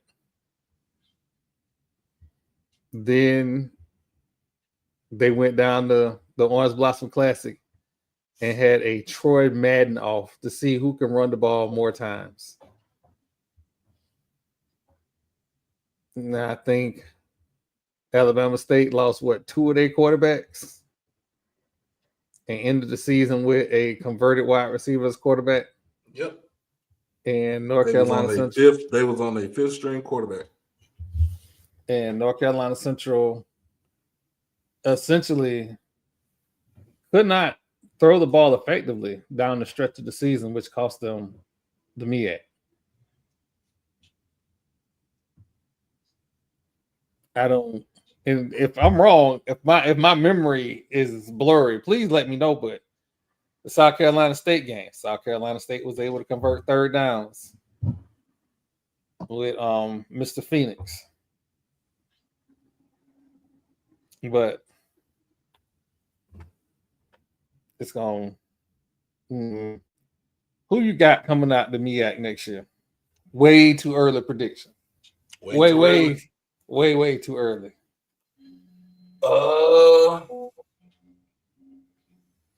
My way too early prediction. Norfolk State. You say Norfolk State? Norfolk State. My swinging. I'm gonna go between South Carolina State and Norfolk State. And I don't think we should sleep on Delaware. Just, you know what I'm saying? Like, I get it. But at the same time, I don't think they should be slept on. You know, just based on the level of recruiting they've been able to do since bringing in Deshaun. There's a coach over there in Howard University in DC said y'all is disrespecting his name. Like, I'm about to go there. I'm about to say that. I'm about to say Howard. Y'all is disrespecting me. Like, they look at it like, bro, we won the conference 2 years ago. Listen, it is. What that mean? What's going on, Jared? What's Listen. up, Jared? What that mean? Hey, man, yeah, I'm just saying. But to be fair, and they bring back Keaton James. To be fair, it ain't us that's trolling their offensive coordinator. It's the alums that's trolling their offensive coordinator. Right. But I feel like based on the losses that teams have and what Howard is bringing back, they got a good shot to win it too. Just that probably is my first pick. Like, way too early until we see some offseason moves after spring game. Howard is my pick. And I would give Morgan State a good shout out, but at the same time, not Morgan I State. can't do it. They lost a lot. They lost a lot of pieces on defense, And I'm still trying to figure out why Banks lied to me, talking about the truth is coming to them as a quarterback. That Negro lied to all of us. Him and listen, him and Morgan Lionel. State might not win more than 5 games. Wow. I'm just. We already know Marlo got issue with Morgan State. They might not win. Sure do. Marlo, remind the folks, what is your issue with the Cocaine Bears in Baltimore? Because some of them bitches think that they are elite when they can't spell it. So They we can't just spell elite. Again, at Fat Mouth Sports, we spare no effort to alienate any and every fan base. It just so happens to be yours today. yeah, they better understand where before they put the mighty Rattler's name in their mouth. They need to understand some things. You done? You got it all out. 19-time champion. You heard it. You know what time Hold it is. on. It's 17 national championships. Let's That's not lie. Y'all correct. been playing half of them because y'all was in the Orange Blossom. Here we go. Here we go. Oh, Here we go. Here we go. Hey, Jackson State goes. Here we go. Here we go. No, lie to you. We got look. Ain't nobody listen. No, We got listen. 4 of them All things. this We got 4 Jackson national State- championships. Did you just say four? Did you just We say got 4 four? national championships. Oh no, I'm saying all of this again. This is why You talking I about tell people y'all. this all the time. All this, We talking about practice. all of this,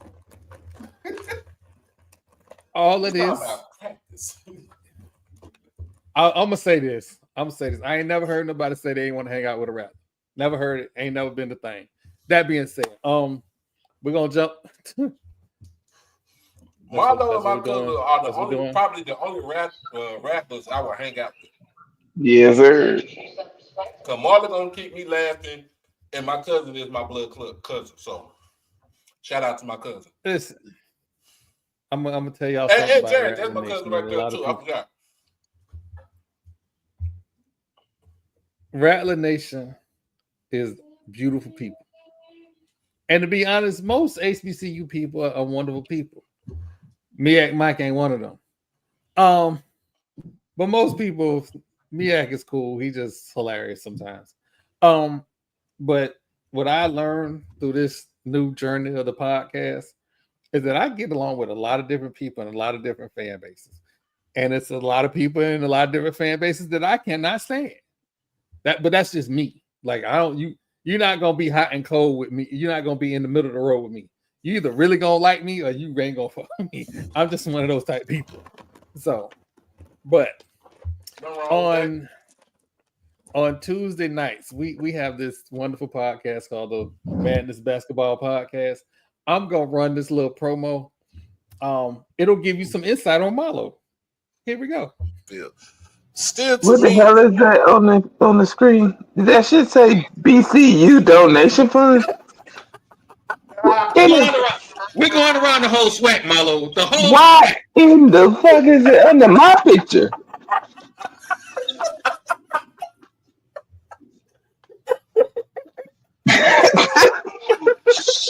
What in the hell just happened? My bad, y'all. I tell you what, Marlo will never hesitate to alienate a whole fan base. Why? So Marlo, my picture. and I mean it. Hold on, Marlo. I'm gonna give you the opportunity. Is there anything you want to say to Wildcat Nation while we're on the podcast? Yep. They might want to check on their accreditation status because they act like they don't know administrate right. I don't know why them people looking at them again. They just got through this. First of all, I'm just gonna say it like this: if you decide to send your child to that institution, you need to blame yourself. Cause I done told you how I feel about it. You just don't want to listen to me. So you get what you get. That's all. So the vision that I had was that Marlo would say something kind. I ain't say endearing, just something kind to level the promo that y'all just saw. Their Marlo, school, their school is in Daytona. Marlo. Yes, sir. How many years has it been since you graduated from FAMU? Uh, a lot over almost And when 20. you walk your, and you step foot on campus at Florida A&M, your natural hatred for Bethune Cookman just came out, right? It boiled over. It It, boiled over, yeah, and you was like, "Why would I even dream about going to that school on the beach?" absolutely. It was definitely, yeah. Hmm. So I just would like to say that I am a fan of AD Theus and Coach Theus. Um, as a member of the media, we love and respect all the institutions of the I'm a SWAC. fan. Don't be trying to set me up. I'm a fan of his when he was playing basketball. When he chose to get hired there, You yeah, better stop. fuck him.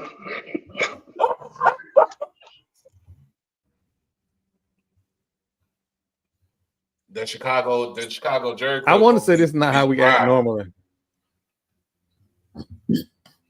I want to say this not know how we normally act. I really do. I want to say that so bad. Unfortunately, that would be a lie.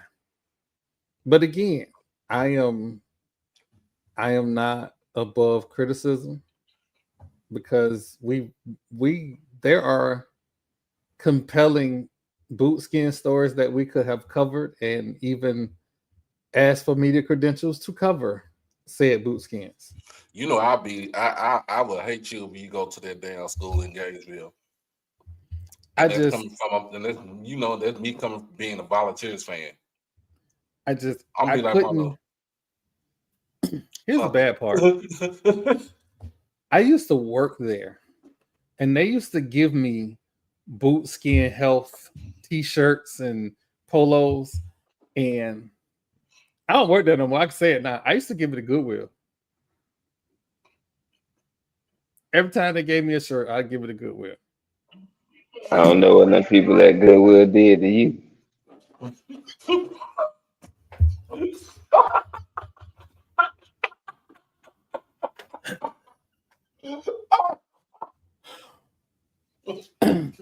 They did not ask for that shit. They was I'm just just doing fine, getting stuff that was slightly used. You can bringing them some new, unworn bullshit. What's wrong with you? Some new bullshit. but Hey, again, you know when somebody give you advice and you didn't ask for it? That's what you did. That's Nobody Marlo. asked for that. It was unwarranted. so I'm not again, I am not above criticism when it comes to my allegiance to Florida State. Because again, I will say this respectfully. Fuck Tim Tebow. Fuck Ed McCaffrey. Fuck Steve Spurrier. Fuck Chris Leak. I'm gonna try and interview you one day, but still fuck you. Fuck the tuba player. Fuck the Chris Leak 70 chair flute is a player. gator. Chris Leak is a gator that I can fuck with because his daughter and my daughter play golf together on the same team. He's cool people. Again, he Unfortunately, he got treated terribly by that school in Gainesville, but he's still a boot skin. So You know why they treated him terribly in Florida? Those 3 years before Tim Tebow came there, they won a national championship. they ain't want him there. No, They ain't want him there. He was a Ron Zook guy. They ain't want him there. oh my God.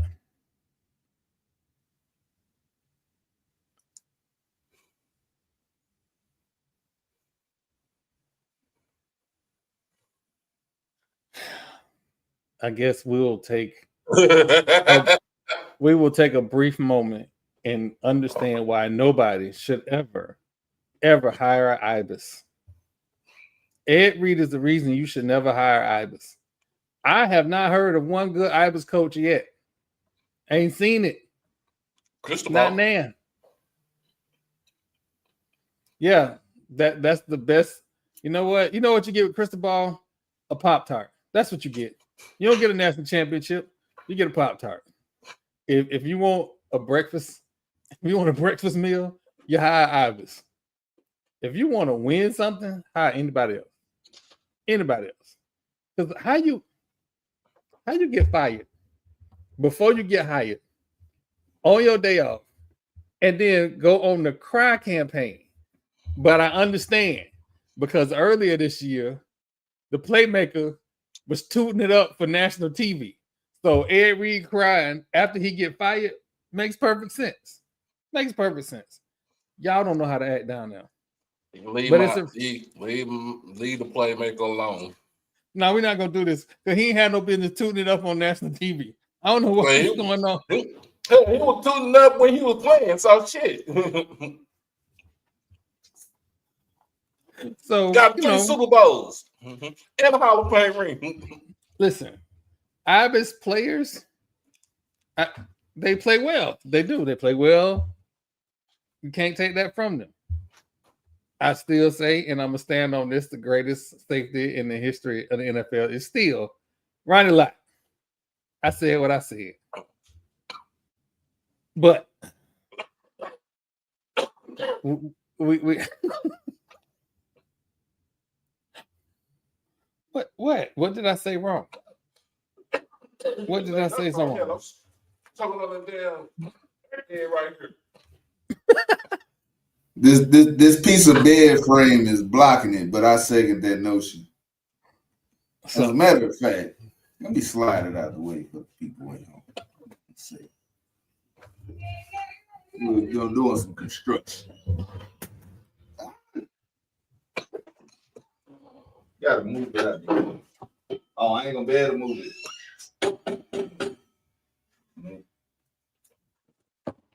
Nope.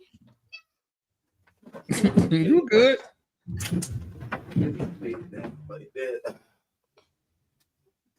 Think you can see it? Running Lott. Think you can see it? A throwback Running Lott. Yeah, Ronnie Lott is the greatest to ever do it. And I got two guys that are in that top 5 class with him right next to him. If you don't see him. Oh yeah. Steve Atwater. Do I need to move? Yeah. No, we see Steve Atwater and Taylor. I'm not gonna disrespect the dead man, but I see your setup. The Nigerian nightmare ended when he met number 27. That's all I got to say. But they woke up. And that other Ibis who got taken away too soon. Yeah, he did. He did. I cried that day. He was my favorite player in any sport.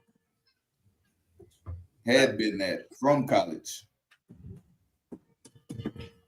Well, I know we may run a little long, and I apologize for that. This week, there's been so much going on this week, right? And we are in that era of time where, like, absolutely everything makes no sense. I have Americans saying that Russians are okay.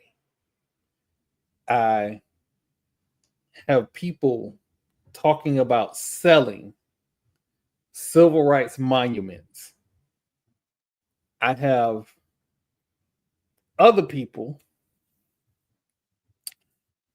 talking about making laws against or making laws to regulate NIL. It is absolute madness. And the reason that it's absolute madness is because all of this stuff that you care about and love and respect, all of this happens at the polls. And every 2 years, every 4 years, and then depending on your local municipalities, maybe a year, there are elections that affect you. And whether or not you realize it affects you, it affects you. So when you're out here complaining about, well, what about this? You didn't know that they was going to scale back the Veterans Administration because they told you that. They told you that. You didn't know that they were going to try and dismantle the Department of Education. Now they rolled that back. Oh, we're not going to do that right now. But they said they was going to do that. And the people who knew what was going to happen and told you what was going to happen are notoriously quiet because the people who are acting shocked because they voted for this thought it wasn't going to affect them. And I try to be as respectful as I can in this in this day and age. It's real hard for me to be respectful. It is. But when I see people complaining about the fact that they've lost their jobs when they voted for this guy, or they voted for the local politician who was on a platform of destroy. See, it's as a software developer, they tell us it is our job to go in and break stuff. No, it's not. It's not. It's never our job to break stuff. But that's the mentality that you have of a guy who's running around pretending to do the work of the people who was never elected. When you break stuff, people lose money. Every action has a reaction. As a software guy, it is my job to make people's lives better, not worse. So if you have a guy who says he's a software developer, became an entrepreneur, and he's running around breaking stuff, sounds like to me you might own some Tesla stock. Sounds like to me that your stock is probably in the trash. Sounds like to me that you still holding on to that crypto that you bought before the beginning of the year because you thought regulations was going to go away and crypto was going to soar through the roof. Now your $100,000 investment is less than 80. I say all this to say one basic thing. You knew this was going to happen because they told you.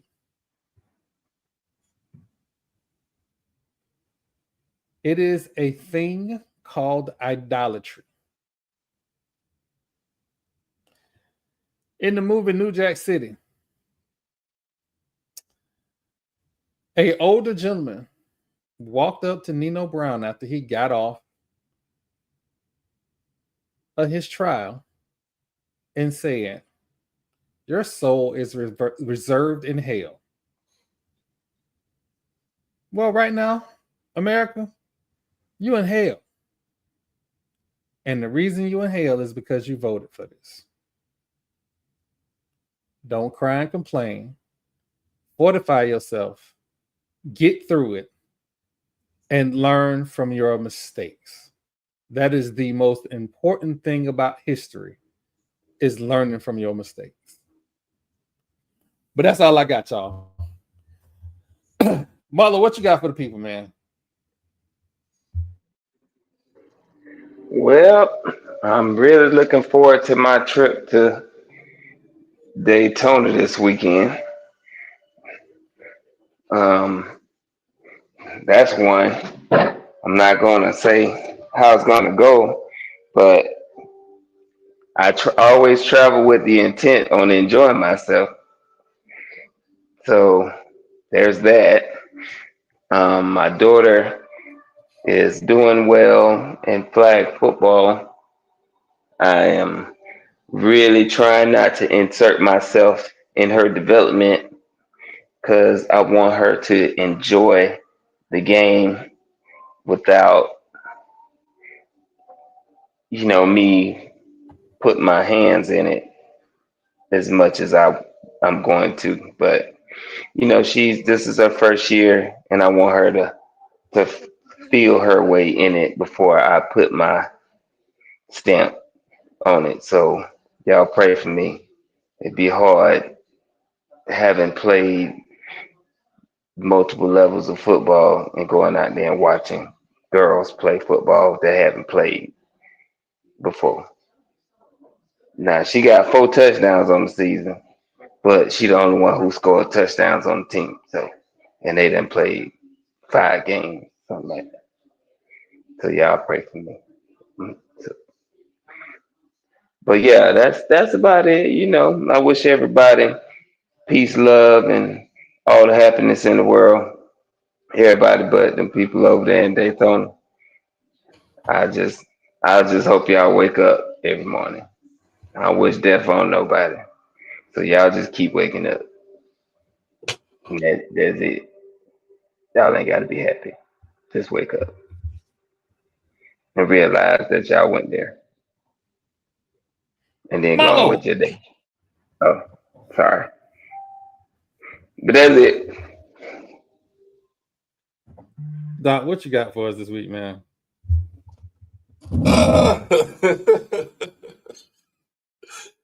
We got state finals this week here at this weekend, Saturday, down at the Alamo Dome.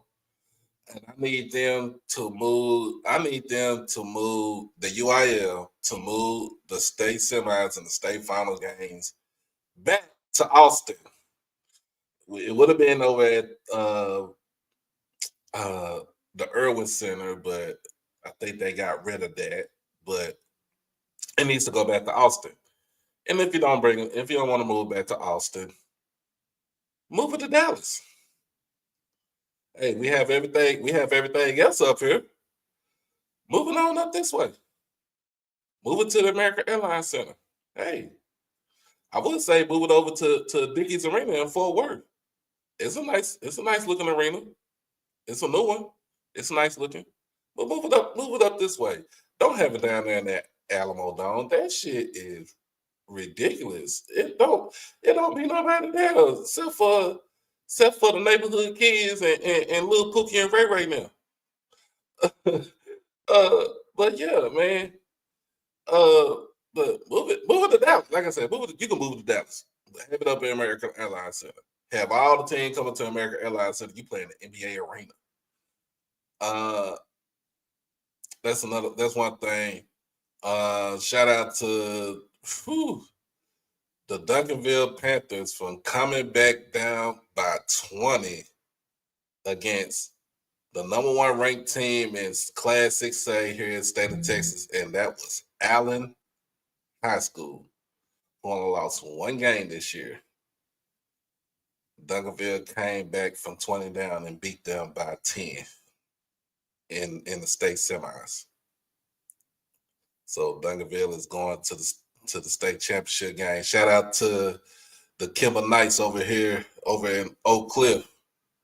They are playing for their 8th state title. It is tradition for Kimball to be down at state in basketball.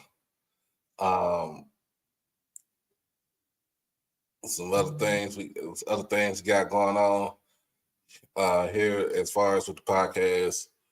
Gonna be covering Saturday afternoon. We're gonna recap every game from Saturday, SWAC Saturday, and Get ready for a SWAC tournament. Starts on Tuesday. 7-10 matchup versus 8-9 matchup on Tuesday. And then the winners of those two matchups play the first seed and the second seed on Wednesday. So yeah, it's gonna be a fun time down in Atlanta in College Park. Other than that, man, get healthy, Kyrie. Gonna need you back next year. Jerry, go ahead and give Steven the reins to do this draft this year because you're on your last leg, buddy. I told you we're gonna send flowers to your house. Or we're just gonna wake the dead up and tell your mama go put that black dress on. And baseball season get ready to come up in a little, it's starting up with spring training. It get ready to come up in a couple of weeks. So I'm gonna be making my way over to Globe Life Field to watch me a Rangers game. And last but not least, if you are not mad about a 5-year-old and her father getting gunned down, I'm gonna need people to be mad. I don't care if he's a rapper talking about guns, violence, drugs, money, whatever. At the end of the day, my boy was still a father. And he doing everything in his power to protect his child. So I mean, be mad about that if all you can dissect is he rapped about this, that, and the third. And Charleston White, you're a bitch. And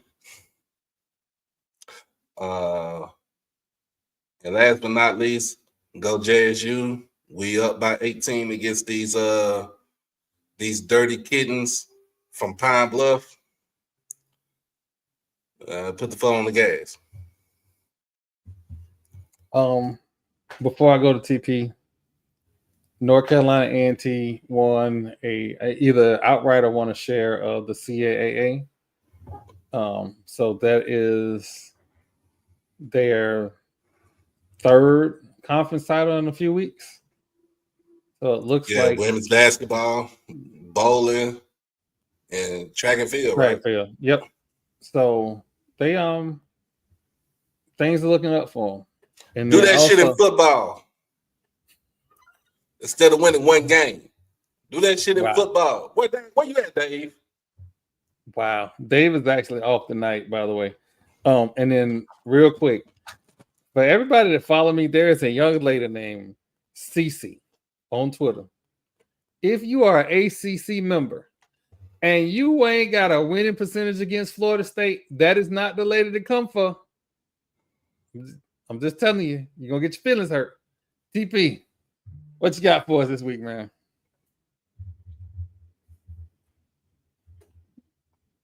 I try to stray away from political conversation. I'm gonna just talk about the NIL and how, I don't know how laws could be in place and it be something that would affect top to bottom, because the vast majority of the money that comes from the NIL collectives is not directly corresponding to the school or the school's income. So basing anything off of what the school intakes is gonna hurt the players on the lowest level. And then if you try to make those guys come up and then the top guys come down, there's still going to be very disparaging numbers because of the lower schools not being able to afford to meet that cap, and it's still going to have the same issue. That law fixes nothing. I feel like the schools with the most money, they are going to continue to get the better players. It's like that in baseball. because of the salary cap that they have. But I feel like, trying to orchestrate a plan that benefits all sides is going to be really tough to do. Since the introduction of the NIL, we've already seen how some schools can go from the bottom to the top, and some of those guys that were sitting on the top of the hill have started to slide down. And if you ask me, it's a very humbling thing for the teams that were at the top that now see that players can go elsewhere, get paid, and be successful.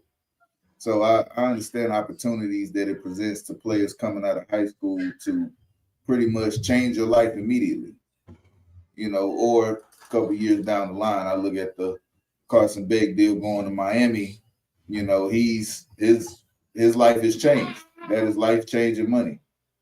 You know what I mean? And before the NIL was a thing, that wouldn't have been, it wouldn't have been available to him. But to see a lot of kids that look like me get the opportunity to make life-changing money, I like it.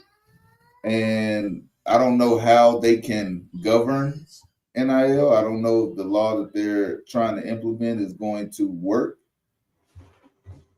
But, we're kind of in a wait and see situation because we're in the off season right now. They can't really implement this change until next off season. So, we're going to see how that goes forward. Troy didn't talk about Florida State and their ability to lead the ACC now, which I'm surprised about. They do have the opportunity to leave now. That number came down under 200 million to vacate the ACC. We could see a major shift. And I don't know what that's going to do for their recruiting. I think recruiting will go up because of the amount of competition that would be in the Big Ten if they went that route. I don't know if the SEC is taking applications right now. SEC is kind of full. But there's some teams that are on the bottom that may historically have been there that may be on their way out. We just got to wait and see because if they're not contributing to the overall collective of the conference, then they're pretty much leeching off of the top teams' ability to secure media rights deals. So wait and see. All season should be interesting, especially with seeing how these new recruits come in. We've seen some true freshmen jump on the scene last year and were immediate impacts. I look at Ryan Williams, Jeremiah Smith, who's going to be the next those guys. And I can't wait to see how the offseason progresses.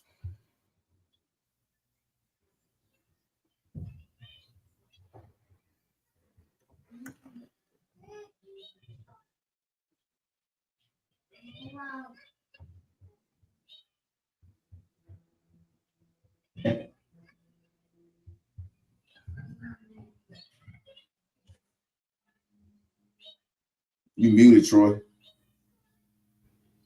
I think I'm back. There you go. All right. Real quick. Bethune. Why y'all post that before we get off the air? Y'all could have waited. Post what? Post what? Bethune-Cookman men's basketball.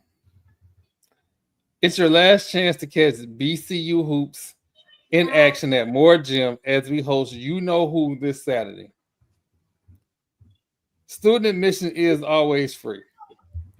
It should be free for everybody else too.